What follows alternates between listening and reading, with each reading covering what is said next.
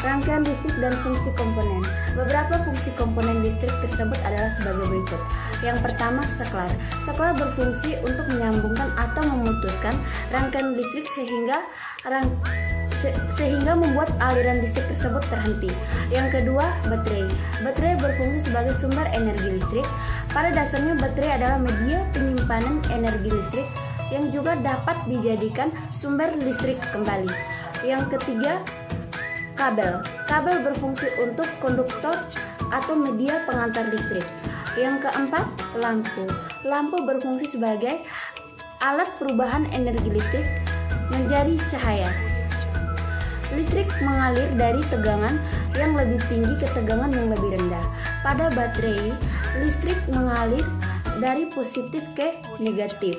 Baterai, rangkaian listrik dibagi menjadi 3 jenis, yaitu rangkaian listrik seri, rangkaian listrik paralel, dan rangkaian listrik campuran. Yang ke-A, rangkaian listrik seri. Rangkaian listrik seri adalah sebuah rangkaian listrik yang disusun secara berurutan, yang satu dengan yang lainnya. Rangkaian seri memiliki beberapa keuntungan dan kelemahan. Keuntungan rangkaian seri yang pertama, hanya memerlukan sedikit kabel. Yang kedua, lampu pada rangkaian seri akan menyala lebih terang. Yang ketiga, kuat arus sama antara satu dengan yang lain.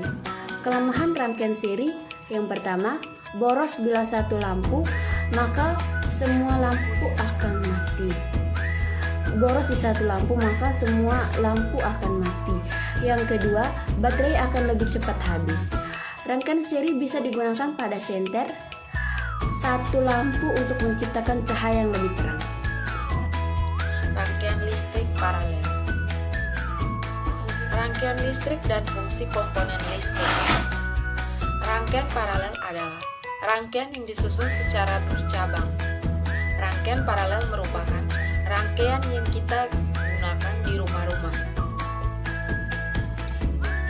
Keuntungan rangkaian paralel.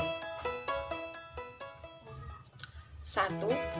Tegangan yang mengalir pada tiap bagian sama besar. Bila satu lampu mati, maka tidak akan mempengaruhi lampu lainnya lebih hemat listrik.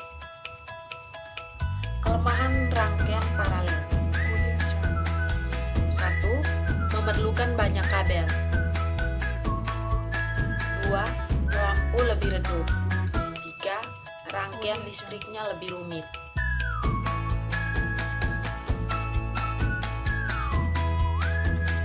Rangkaian campuran. Rangkaian listrik dan fungsi komponen listrik.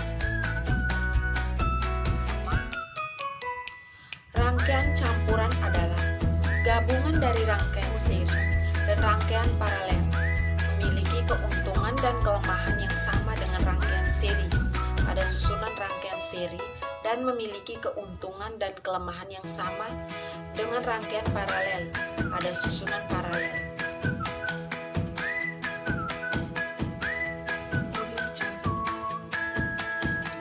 Manfaat energi bagi kehidupan manusia. Bagaimana tidak, energi listrik berfungsi untuk menggerakkan alat-alat elektronik seperti kulkas, lampu, mesin cuci, setrika, kipas angin, dan lain-lain.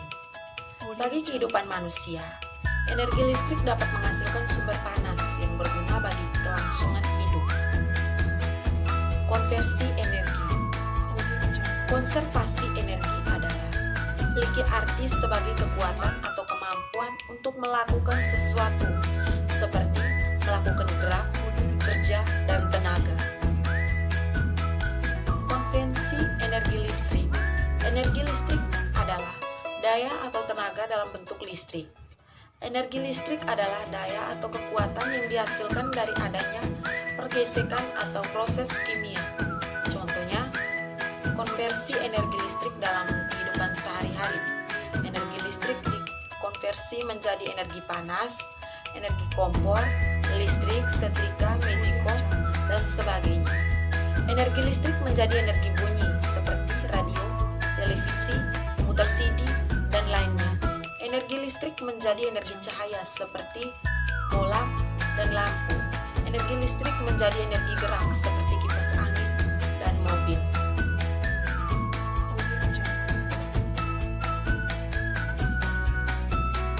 Apa itu transmisi?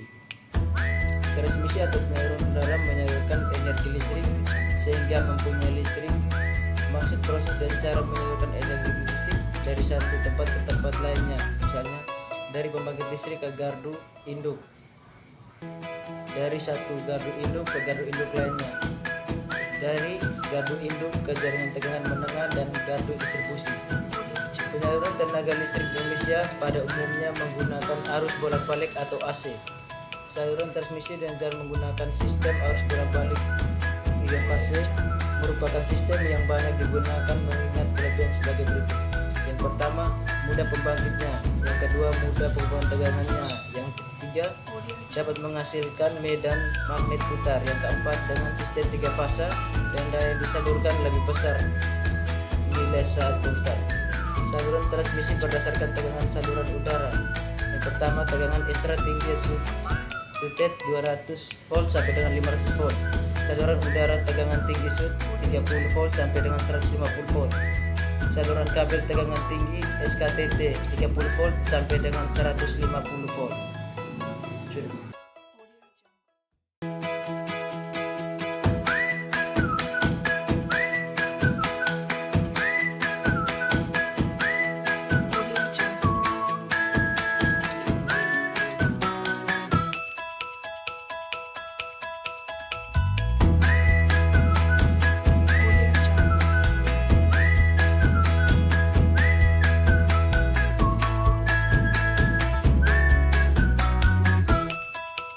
Audio Jungle.